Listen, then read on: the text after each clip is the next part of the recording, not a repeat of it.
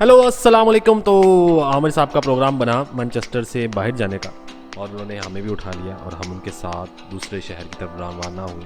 ये था मैनचेस्टर से बाहर शेफील्ड और रास्ते में ये पहाड़ और गुजार रास्ते आए, यहाँ पे हम चले।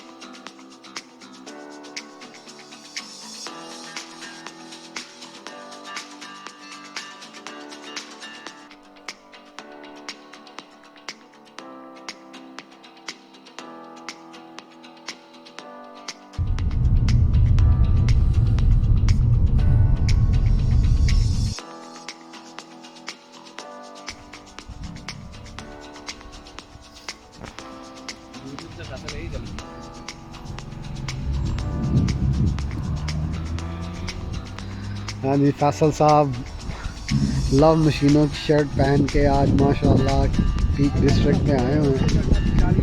क्यों फैसल साहब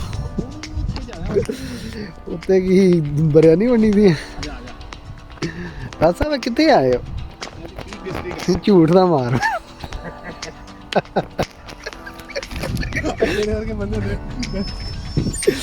नहीं फैसल साहब, यहाँ से हम जब पहुँचे वहाँ पे मुतल्लिका जगह पे, तो ये एक ऊंची पहाड़ी जिसे पीक डिस्ट्रिक्ट कहा जाता है।